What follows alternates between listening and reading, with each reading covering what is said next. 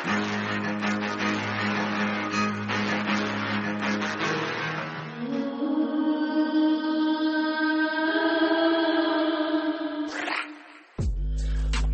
up, what's up, what's up?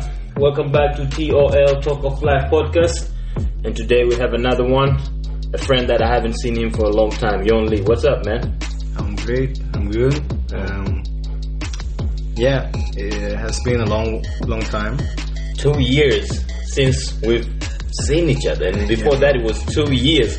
Yeah, bro. We don't usually hang a lot. Yeah. We hang a lot when we were training and stuff. Yeah.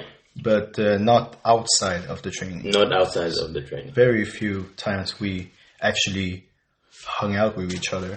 But also it was different because I'm older. I'm a little bit older than you, and then I just had a child, and you were still like, our life were a little bit different. You were a bit younger. Like how can we hang together? Yeah, that's so true, bro. I was doing teenage stuff. I was doing teenage stuff, training a lot. Yeah. But now it's different. Now I've gone through life. And now you've grown a little bit wiser. Exactly. So this is like the perfect opportunity to talk, actually. How have you been, for the last 5 years? Like, I know we've talked 2 years ago, we've talked a little bit, but how have you been? I mean, a lot of stuff has happened. I don't know. It has been a lot, man. We gotta go down too specific, I think, because it's like, if you want to, it's up to you.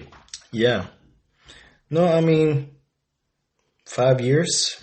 I was, a teenager. I was training. I had a lot of freedom. And I mean, life hits you, and now I have a lot of responsibility. Gotta make money for my house and stuff. So life, man.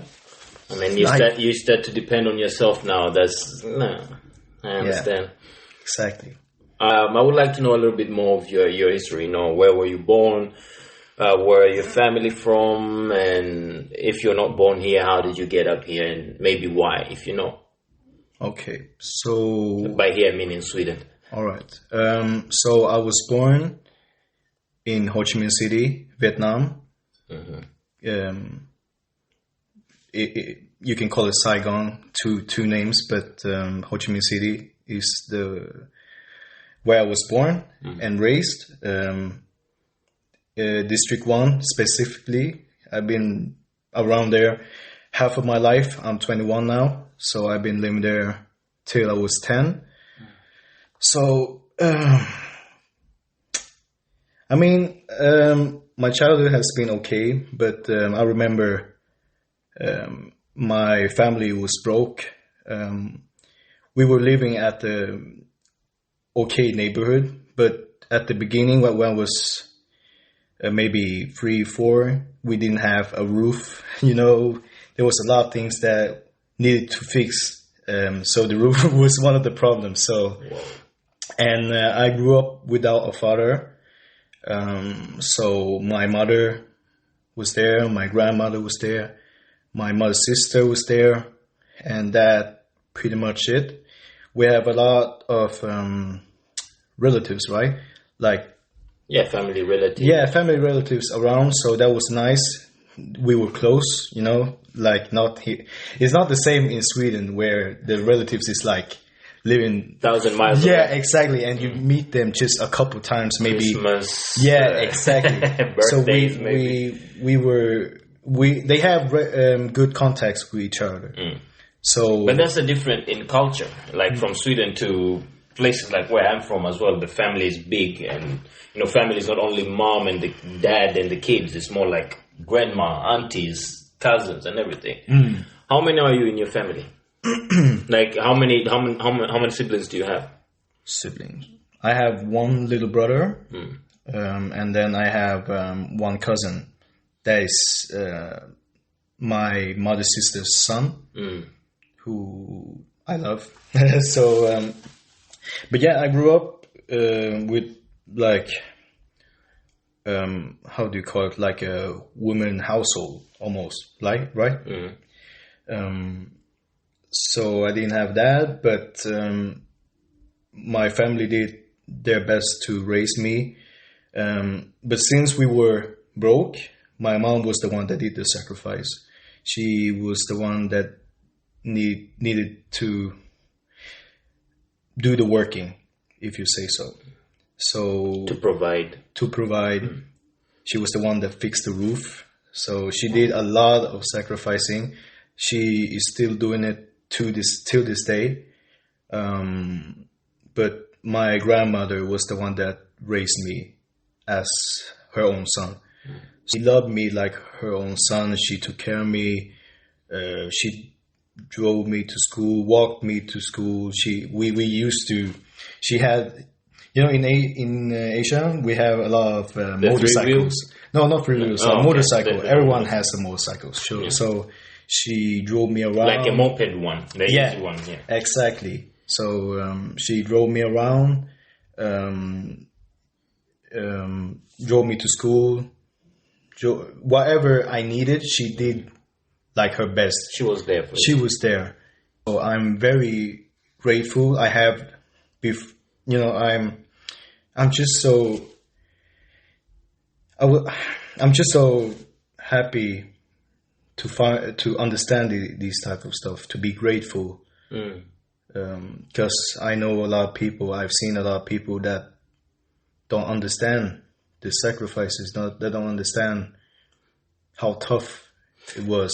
I keep saying some people don't even understand how lucky they are. They can just go into the kitchen, open the tap, and there's clean water. Bro, that's so true. That's so true. Yeah, so there has been a lot of stuff, but yeah, I moved here when I was around 10.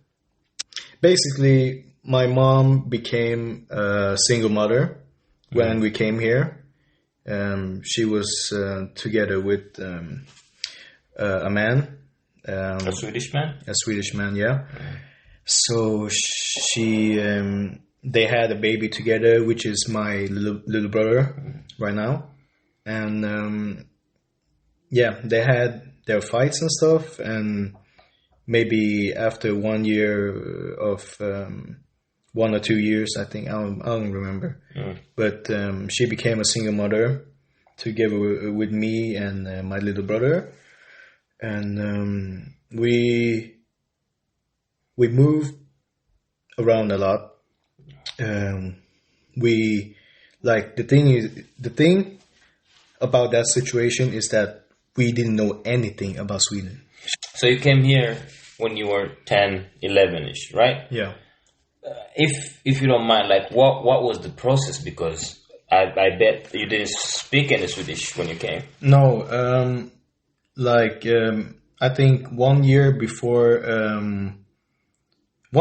I moved, my mom told me that we're gonna move to Sweden. So she was like, "Yeah, you better take some English classes like ASAP." So you didn't speak English before then? No, I only speak Vietnamese. I watch a lot of TVs and stuff, a lot of Disney. So the English is, I have an experience with it, but not like practiced it. Yeah, no practice, no speaking with anyone. So I took English classes just to be ready. You came here, you spoke a little bit English, I guess. Yeah. So you could understand. Yeah. And then you had to learn Swedish. The father to my little brother suggests that I was just gonna jump in the school. That's cool. Like straight up. Like I didn't know that there was any SFE or anything like that. All right. So, and also you were young, so yeah, exactly. So I was like, okay, we're gonna go to school. Like, I was living in Sweden for some month, and then after that, just straight in a Swedish school. But they had like a class for those who couldn't speak Swedish. For foreigners. Exactly. So I was in that class, and I had a great teacher, an old one. So she wasn't perfect, but she did her best. So yeah, it took me a while to actually learn Swedish, like to almost perfecting it. It took me like years, you know. And I was 10, so the learning capacity was, bro. You understand? Like when you were a kid, everything is more like you absorb more. You learn a lot faster. So it was easy thanks to that. But if I'm gonna learn a new language now, take Spanish for example. No, bro, I cannot. I cannot, bro. I can't. It's hard to learn a new language now. I have so much already. It's so much already. I cannot. Do you remember the first time we met? Because I don't remember the first time we met, but I remember around what time I first saw you. No, I don't. I don't actually remember the first time. Yeah, because I think we met at Nordstan Takeover. Mm-hmm. When the Stampede, the parkour group, they were doing this, events at the mall, and people doing parkour. Yeah. And before coming to Sweden, I wasn't doing parkour. I was just doing capoeira, acrobatics, like just jumping at the beach, and because I'm from the islands where we have the beach and everything. Mm-hmm. So here was the closest thing I could do is parkour. Parkour feels more outdoor because I don't like indoors. I never grew up indoor. I grew up outdoors. Yeah. So parkour is like, most of the time they're outdoors anyway. So I would join. And I think we met then. Mm-hmm. And I remember seeing you. I remember looking at you. I'm like, damn, that kid is amazing. You know what I mean? Yeah. And I remember even when we started a little bit talking, we see each other, we say hi to each other, and then we go to the Bergholm, to the other gym, and then I will see you do all these cork, and everything. Yeah. The things that I can't do, like I could do back handspring, backflips, I could do double backflip, double front, but the things that you could do, I couldn't do, and I was always admire of your work. So thank you, man. What made you go into parkour, athleticism, like parkour and stuff? Yeah, that's a very interesting question because since I was a little kid, I was always like active.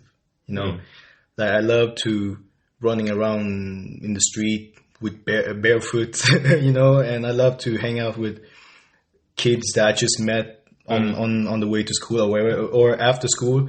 We used to play footballs, just how do you call it? Like you have something to you being a kid. You're being a kid. Bro. Yeah, but that's like I want to thank my grandmother for letting me do those stuff. Like she let me do a lot. Like she could let me watch a movie. She could let me play some games if it was available. She could let me.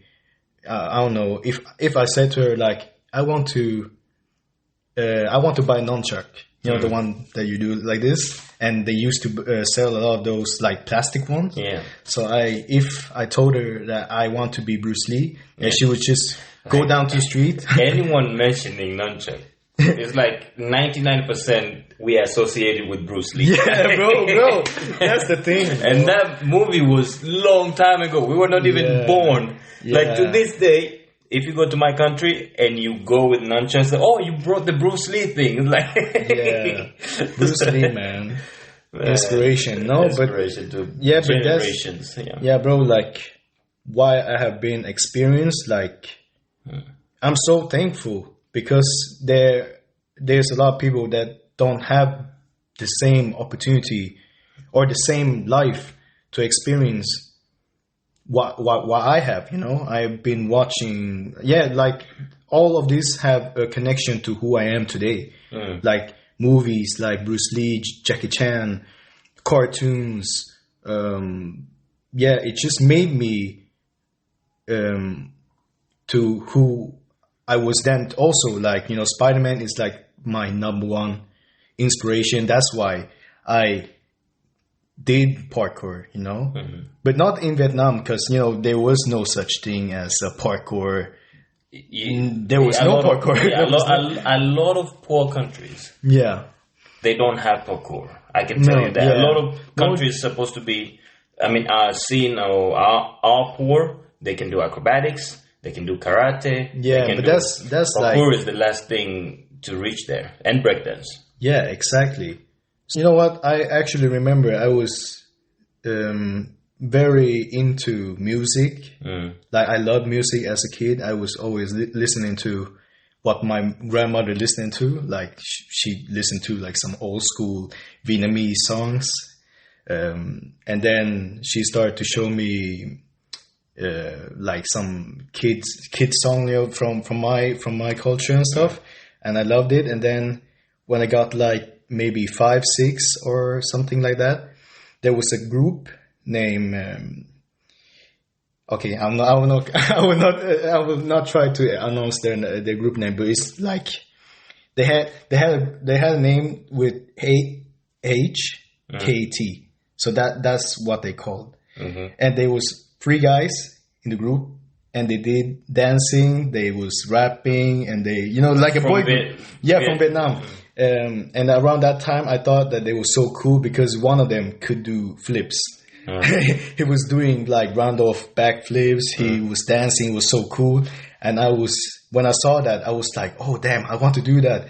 And I was jumping around the house, did like some breakdance move, improvising, and I didn't know what I was doing, but I thought that is what I want to learn. You know, when I heard that I was gonna move to Sweden, like I had almost a picture. I was trying to imagine how my life is gonna change. You know, like how is Sweden? Yeah, I would like to know that how you thought, but you're a little bit young compared to me. I'll tell you what I thought what Europe was and my experience. Bro, but it's so funny because, you know, when you are like 10, bro, I thought about this the other day. I was like, what was I thinking? I thought that Sweden was like some High School Musical, you know, like when you move here, Disney, exactly, like you're gonna start go to school.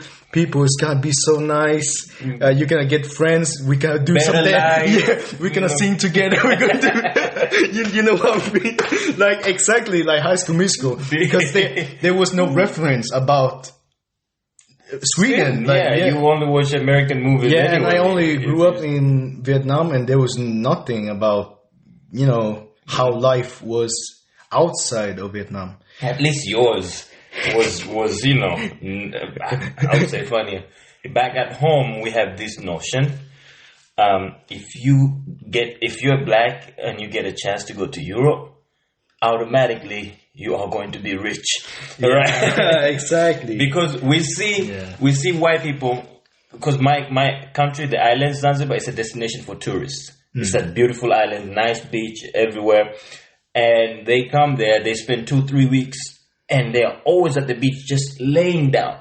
So in our heads, this is all they do back at home. They just go and lay. They're lazy and they have all the money. So we have this notion like when you get to Europe, you work hard many times as they can and you will get more money than them. And you come here, you work hard more than them. You get paid less, way less, because your work is a garbage work, mailman, cleaning dishes, and they're just at the office. And nowadays you can work from home. I hear these people, say, I've only worked 2-3 hours, but I get paid this much. I'm like, damn, I was born in the wrong country. But but at the same time, as you said earlier, you are grateful that you grew up the way you grew up. Because, as I said earlier, some people, they don't even know how to appreciate. They have clean water. They don't have to go somewhere to get water. When I was living in Dar es Salaam mainland, and I remember there was a time for 6 months we had an electricity problem, and all day from 8 in the morning until 10 in the evening or 8 in the evening, no electricity. That means no running water. That means when I wake up early in the morning before I go to school, I have to walk maybe 1 kilometer with 2 buckets of water, of empty water. Go there, wait online. There's a lot of people. We wait online. In line. Then my turn. I take one one hand, and I go back home, one for me, one for my dad, so he can take a shower and go to work. Yeah. You know what I mean? Yeah. So experiencing that, and then I come to Sweden and I see people, just to put water in the glass, they will open first water and the water will be running, right? And then clean water. And then I'll be like, don't do that, because I remember my grandmas and my mother shouted at me, don't let the water run! There is no water! So I'm grateful with the experience that I had growing up there, and now living here, I've gained other kind of experience, and now I can see the difference between where I'm from. I can see, and here, and then I can put them together, and I can find myself a balance where I can take the good from this side and the good from this side. So as you say, you grew up a little bit, until you half of your life there, and half of your teenage life until you're growing now here. Yeah. With the time you've been here, have you gone back home to visit, or? Yeah, a couple of times, but I haven't been there for like 5 years now, which is a long time. Yeah. So I missed my country, my place, a lot. I just, recently I just thought about like how much I just missing to be there. But from what from what you told me just now about the water and stuff, my grandmother pretty much did the same thing. She was, we are living, there's like 3-story building, and we happen to live like the top at the top, yeah. And there's no water ready. Yeah. So she must go down, go to a place, take like a tank of water, and go up like 3-story. 3-story, yeah. Alone by herself, a grandmother. Every day. Yeah.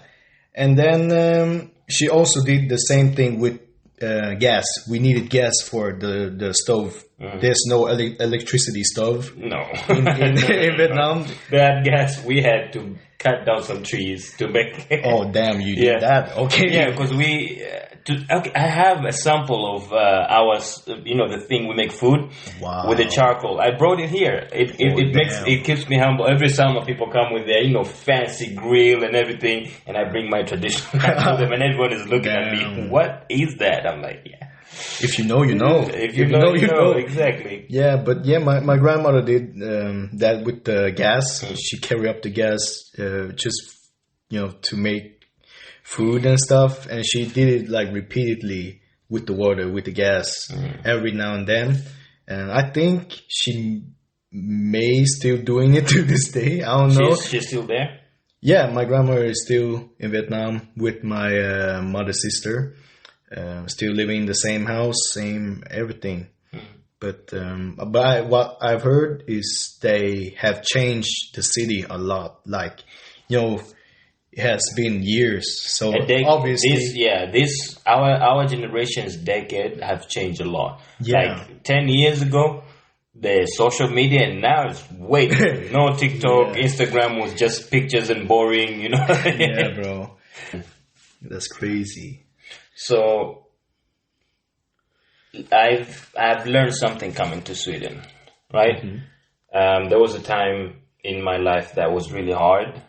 I was homeless, and by homeless I don't mean that I didn't have a home, but I had some issues with family and problems and stuff like that. So it never felt safe. I never felt anything at home. So this is my teenage life, like 16, 17, 18, I took a decision to myself, I don't want to be home. So for 2 years, actually, none of my relatives knew where I was staying or what I was eating. I remember there was a time where I didn't see a member of my family for 8 months. And we lived like 10 minutes from where I was like hiding, sleeping, 10 minutes away from each other, but we never saw each other. And my town is not very big, like Zanzibar, the island is not very big. So being homeless or starving, finding, hustling in the streets and everything, I've never felt something called depression. All right? Yeah. I never knew, even the word depression, at that time I already spoke English, but I never heard the word depression.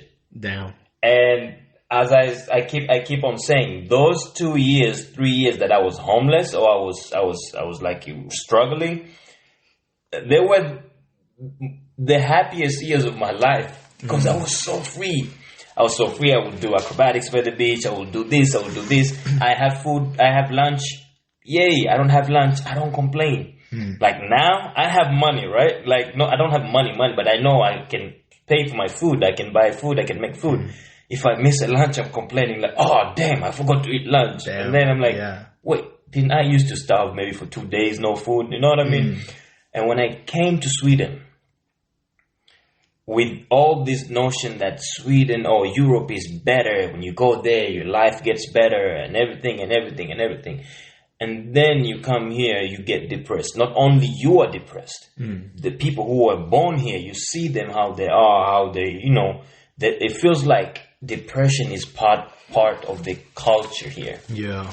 So with your experience on your teenage life until now, have you ever experienced anything like that? Not depression specifically, but how do you call it? I mean, I had a lot of freedom, like almost from the beginning when I moved here. My mom let me, you know, she just let me be, trying to explore everything for myself, which could be a good thing, but in reality, like, I love that, but I also needed her by my side at some point. You know, I needed someone that could teach me stuff, but that didn't happen. So I was actually pretty alone in almost everything I do. Like from before, when I came here, I did school. I didn't get any help from her or anything. I didn't, how do you say it? I didn't expect her to help me because, you know, she has a lot on her plate. She cannot speak Swedish. She have no experience in that stuff. So automatically I just became like my own person, you know? Yeah, exactly. I mean, she provided the food and everything, but I was like taking care of myself almost. So you were missing that grandma position. Yeah, exactly. So it was very challenging. Thinking about it, like, it was so challenging because when I came here and I did everything by myself, I didn't know, you know, how life was. You know, you were still like, young. Yeah, exactly. Like the people treated me bad and stuff because you're a foreigner. Yeah, because I'm a foreigner and I haven't like adapt to how life was because I was still a kid in my head. So I was like so bouncy. I was so happy about things. I it was so like pure feelings from my childhood that I still carried with me to Sweden. And people were so hard, and you know, they were bullies and stuff, you know, like a lot of those things happen. Because I do remember the first times we met. I guess you haven't been here for that long when we met, and your energy was different. And then years later when we met, it was a little bit different. Yeah. And sorry, I cut you off, but I wanna bring that part. Like you don't train anymore, right? Like parkour, acrobatics. I haven't trained for maybe I think 4 years. Like I mean I tried to train a little bit, but it's parkour, not. Yeah, I just go out and jump a little bit, try to do some flips, but it has been 4 years since I was. But I remember you had an injury, a leg injury. Knee. Knee injury. Yeah. And that was the last time, like, I've seen you training. Like, you still came to the gym with a problem, like, I have a knee problem, but I'm not going to train. But those were the last times. Yeah. So, what happened? What happened? Like, trust me, you were... I'm telling you, I was jealous of you. Yeah, Right? Yeah, but What happened? it was 2018. Around that time, I was like at my Peak. level. Yeah, at my training. Now I remember you training with the guys, you know, like the Oliver and the Rashads, like these people. To me, they were like, you know, I mean, Oliver he's a crazy dude. Like I see Oliver on YouTube to this day. He's somewhere in Egypt, somewhere in Brazil, somewhere just jumping. Okay, if you don't know, search up Oliver Nordin and try to research him because that guy is like an alien. Do you know he almost got me dead once? What? So not twice. Whoa, Twice. whoa. One time. I will never forget this. So the easy one, the first time we were just training and we went somewhere at Yam Toriet, there was this building. It has a big wall, like maybe few meters, like maybe 30 meters high, and there's stairs on the other side.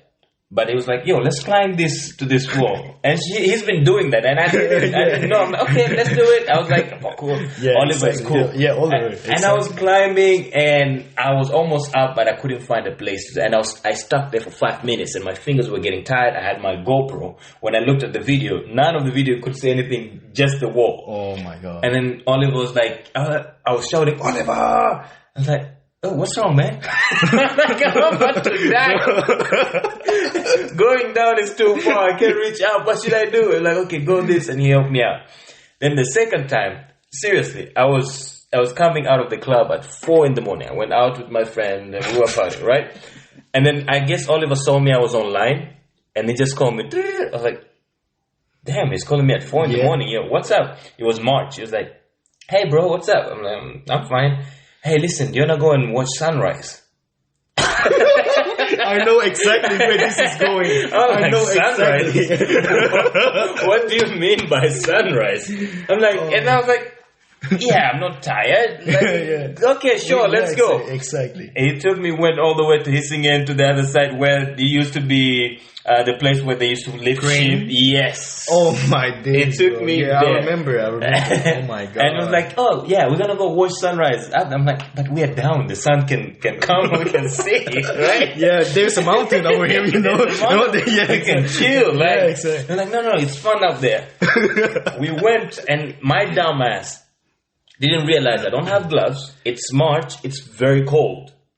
Yeah. Now I'm halfway. Now I can't feel my hands while I'm climbing. It's tough. Yeah, and he has gloves. He's just going all the way up. And then I went all the way up because I was watching every step. Went all the way up, and you know there is a place where you could sit, and then there's bars. Yeah. His stupid ass stood on the bar. Oh my! And he had the GoPro, you know, the one you can fly. The drone? It was just, the drone, and he was just focusing on that while standing. And I was there like, and I'm like, okay, if I'm holding like this, he's standing on the bars, like he's not holding nowhere. And I took my phone, and I'm like, okay, let me take a selfie. As soon as I put the phone here, my phone fell down all the way to the floor. Oh my! Because I couldn't feel anything. Bro, that's like the worst. And I know.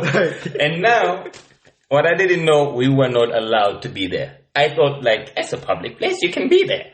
He didn't tell me none of that. Oh, bro. There was a radio station close to, and I bet they saw us, they called the police. The SVT, I think? Yeah. And then there was a police coming, like 2 cars, they were coming, we could see from far, like, and Oliver was like, okay, we need to go down. I'm like, already? The sun is not out. I was like, no, the police are coming. The police is going to come before the sun, so we will be with them instead. That was my experience, and that was the time I'm like, this dude is crazy. Damn. This dude is. But this is like crazy. Perfect because when I started to do parkour, I started around maybe, you know what, like when I came here, what I was about to say, now we can, I'm going to tell about a little bit more about hobbies and stuff, because before I came here, I thought a lot about what I wanted to do. Like I trained a little bit of martial art at my, how do you say it? No, like home country. Oh, yeah. So they had like martial art called Vo Vietnam. It's like a Vietnamese, they had their own thing. So What does it involve? Is it more wrestling? Yeah, no, it's a lot. So it's based around like, how do you say it? It's a mix of, I don't know, but they have like a signature move that if a person is standing like here, they have like a signature move that you gotta learn. Is that you're gonna fly, almost jump up with one leg, and then the other leg is gonna come around the neck, and then you're gonna do like a lock with your legs, and then you're gonna fall down. Oh yeah. So that's like the signature move. So you're gonna do that, and then we were just training that technique a lot of times. But so it involves more like. What I meant is like almost, more like wrestling, like jiu-jitsu kinda, or more like attacking, defending, kicking. I'll Google it. Sorry. So we did. I have no experience on that. Yeah, no, bro. This martial art is like, only Vietnam people. You know, it's not like famous or something. So, but it was, But from that, I got introduced to doing. Not acrobatics, but that was like my way into doing parkour almost, because we have some session where we did some wall runs and stuff. We had mats, so we put the mats on the wall at the school I was practicing, and we did like everyone was kind of lined up, and we could try to do sideways wall run. We did wall run like on normal wall run. So we did a lot of that. We did the signature move, which is like, exactly. So it is kind of acrobatic-ish, because you gotta jump up, almost like the Pasha roll. When you do like this one, it's like the same thing. So that was like my introduction to doing that type of stuff. And then when I came here, I was doing. I always wanted to try skateboarding, so I did that. Like the first hobby ever was skateboarding, so I did that for around maybe 1 year. I was so obsessed with it. I was skating like every day, and I thought that was the sport that I wanted to be good at. Like I want, when I do something, I'm always trying to find almost like a purpose in it, like skateboarding. When I was almost getting good at it, I was thinking like, can I be a professional or not? But it came to a point where it just didn't happen, and I switched up. I tried some kick bikes and stuff. I know a lot of skateboarders have problems with kick bikes, but it shouldn't be a problem. So if you are skating or kick biking, do whatever you want, okay? Don't let other people tell you to not doing that, or they are calling you a certain word. Just do whatever you want, as long as you're happy. So I don't have that problem because I don't skate. Exactly. But the thing is, like, the Swedish community, skateboarding community, is so negative about kids or a teenager doing kick bike, because it's like, it almost like, how do you say it, like a forbidden thing? I understand, because I understand what you say, because sometimes you do something and someone tells that's not the real deal. Yeah, that's not the real deal. Yeah. You are just fake. Yeah. It's not as hard as skateboarding, that type of stuff. But in reality, it's, they are much much harder on. It doesn't matter.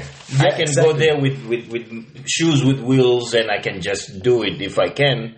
It doesn't matter because that's what I'm doing, and this is what I want to do. And I understand, like, it becomes frustrating when someone tells you, no, this is what things that makes you happy, don't do it, and they make fun of you. Like, yeah, exactly. But I did it anyway. I did it because I also had some, how do you say it, some childhood friend that I did a lot of those things together with. Like, we did the skating part. We did the kick bikes. We did some BMX almost. We did some, we did like every type of action activity. Like, because I remember we were watching a lot of like X Games and stuff, and we were inspired by that. We just wanted to do some crazy stuff, like, so it was fun. But that's like where I got the idea that I wanted to do parkour. So it just clicked. Like, I was thinking, nobody is training parkour. I don't see any athletes or any. I don't see anyone. It's not as popular as skateboarding, So I was like, man, I need to find some. I want to know if there is something like that. They just build outdoor parkour. Like, when you started, there was no an outdoor parkour place. No. Thanks to Samir, actually, he worked hard. He built one in Belgium 2 years. I remember the first ever parkour park. It was, I think, I might get this wrong, but I remember it was the first one in Frölunda. Like, and it was Samir who did that. Like the one at the stop?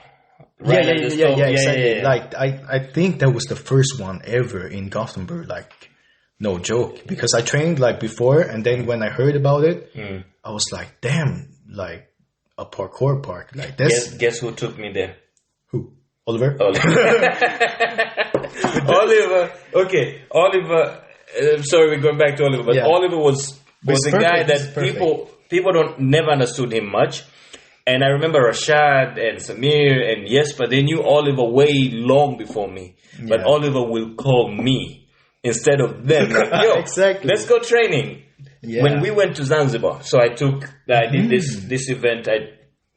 There's no parkour in Zanzibar, but there's a lot of acrobatics and capoeira and football. So I'm like, hey, I told the guys here, let's do this trip, go introduce parkour to people in my country, and we can share experiences, and you can see how privileged you people are. You're in the gym, and let's go and see people doing these acrobatics on hard floor. Yeah, I've seen it on the internet actually. It's like, in that? It's very impressive. Bro. Exactly. So I went there, and the person that survived and craziest, like who Oliver would show up late in any event we do. But when he show up, he doesn't talk to any of the guys. He will ask me, am I ready to do it? I'm like, to do what? Bro, what? I'm like, yeah, do whatever you want to do. And then we will all be doing on the equipments we build and put on the ground. He will find the hardest wall somewhere very dangerous, and he will go and do it, and will come with bruises. I'm like, Oliver, you okay? No, it's fine. It happens all the time. Yeah, but it is fucking true. Like, it like every session together with Oliver, like, but you gotta have a long session with him to see that he actually failing. No, he fails a lot, but once he gets what he wants, like, he will work hard. He will do the same thing. I admire. I remember we went to the village, right? There was a village far away, and then we were doing this competition. There was different groups they were showing and blah blah blah, and everyone was there. Where was Oliver? Oliver was on top of the tree, filming. And this tree is baobab tree. If you don't know what a baobab tree is, one of the fattest trees, like very huge, and it's very hard to climb. Like, you can't climb it unless there's something. And Oliver was all the way on top of the tree. And I'm like, I like his mind. And then one day I'm like, let me take these people to like a club, right? They wanted to go to the music. And this place called 6 Degrees in Zanzibar, it's close to the beach, and it's a rooftop. So we were at the roof. Oh. Where's Oliver? By the beach training. 1 a.m. Damn. In the morning. He was training. I'm like, this guy is crazy. He is. Man. So, now we're here. Mm-hmm. I hope this doesn't take 2 more years. No, I don't think so, man. But we've been talking more regularly right now. You know? Yeah. We have some things coming up. Yeah, we have some things coming up. Yeah. Since we met last time, I never did stand up, and now I do stand up. Yeah. Like, you were not a DJ, I think, last time, or you were trying, but you were not performing it. Yeah, no, like, actually, like, my life in the how do you say it? My life in the past 4 years has been very kind of private. Like before, when I did a lot of the parkour training, I was very active. I was trying to make content on my Instagram and stuff. But that was my thing. But in the past 4 years, it has been quiet because life, a lot of obstacles in my personal life, and there was no reason to post anything. But now, but in those 4 years, I injured myself before. I don't know if we talked about it, but I was injured, and that's why I didn't continue training. So I had problem with that. I had problem with my personal life, with family also. I was homeless, kinda. I moved to Stockholm and lived there for a bit, but it didn't go smoothly. It wasn't better than living here. So it was like the same. There was a lot of stuff that happened, but what I had discovered under those years is that, I was so locked in. I was so alone in my own stuff. Like I had thoughts about, okay, I didn't have parkour, which was like the most important thing that I ever done in my life. I was so like focused in it. I was so in the whole thing that, the dream before was to pursue it, to do something with it. But, so basically parkour just disappeared from my life. School, it didn't go so well, so I couldn't focus on those things. And it just broke me down. Like I was so, how do you say it? Like I was so broken. You hate a rock, basically. Yeah, I was so broken, and then I didn't know, I didn't have anyone. It was like almost restarting at one point, like everything that was so close to me disappeared, and I was restarting my life. I did a lot of digging into myself. Like I was almost, speaking to myself, like asking myself questions like, what do you like? What do you love otherwise than these stuff? And I was just brainstorming, thinking about all my passion. Like I was so passionate about everything, like movies and music and clothing and all that stuff. And it just came to a conclusion that I want to, So, so the conclusion is that I'm very into fashion at the moment. I'm very into music, but I don't do any music. But I'm gonna try and pursue DJ and stuff. So I'm happy to hear that. Yeah. So I have some plans. 4 years, man. It took 4 years to do all this planning. So hopefully it's gonna be great. And we're gonna go up together, man. Listen. This is the thing. Me and you haven't been much in touch. Neither we were very close in the beginning because of how our life stages. But at the place where we are going, like we can always support each other. We can always help each other. I'm happy to hear that, there's something that you're passionate about right now. And I hope life now is better than 3, 4, 2 years ago. You know what I mean? It's the same with me. So yeah, man, I'm really happy to hear that you have a new vision and stuff like that. It took you 4 years, but how old are you now? 21, getting 22. You are still young enough. Yeah, still young. There are people who have reached 35, 40s and still trying to find what they can do and everything. I just listen, I remember when on your training days, you were focused on what you were doing. And the things that you could do by your focus, like the focus that you had, you were great at it. And I have no doubts that now, if you regain that focus and motivation, you whatever you're going to do, you're going to be great at it because you have that in you. Thanks, and man. I don't doubt it. So Thanks, I'm happy and I'm looking forward to come to your event. When is it again? Okay, so my first event is gonna be at April.